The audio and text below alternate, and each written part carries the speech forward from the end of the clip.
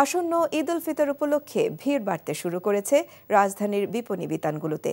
রমজানের প্রথম শুক্রবার ভিড় ছিল চোখে পড়ার মতো।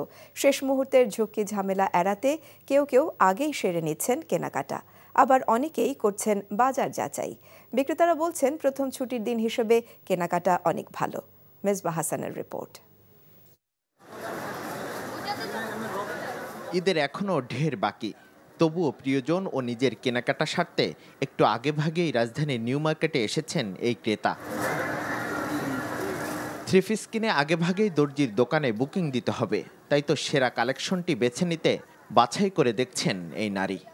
আগে ভাগে কিনছি কারণ টেলাররা পরে আর নিতে চায় না, তো ড্রেস আনস্টিচ দেখছি তো ওটা বানাতে হবে তাই। শপিং মলগুলোতে ছুটির দিনে এমন ক্রেতাদের সমাগম বেড়েছে।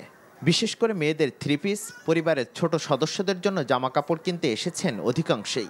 কেউ এসেছেন নিজের জন্য সেরা কালেকশনটি বেছে নিতে, আবার কেউ এসেছেন যাচাই বাছাই করতে।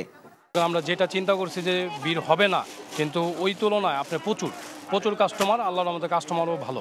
লাস্টে ভালো কালেকশন পাই না, এর জন্য এখনই দেখা। নাতি পুতের বউ এদের জন্য কেনাকাটা করতে আসছি। একটা ড্রেস কিনছি, আরো দেখতেছি আরো কিনবো। আমি, আমার বোন, আম্মু। বাচ্চাদের জামা কাপড়, স্যান্ডেল, জুতা এখন অনেক বাকি, আমরা তো আর পরে করি না, আগে করে ফেলি শেষ। ভিড় নেই শাড়ির দোকানে, পাঞ্জাবির দোকানেও লোক সমাগম কম। তবে বিক্রেতারা আশা করছেন সামনের দিনগুলোতে বিক্রি বাড়বে।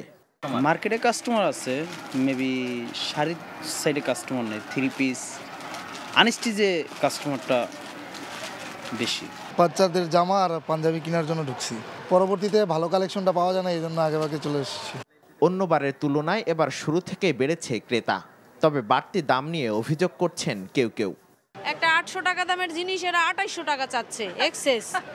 ঈদের দিন ঘনিয়ে আসার সাথে সাথে আরও বাড়বে বেচা বিক্রি, জমে উঠবে বিপণী বিতানগুলো, এমনটাই প্রত্যাশা বিক্রেতাদের। Mezba Hasan, NTV news, Dhaka.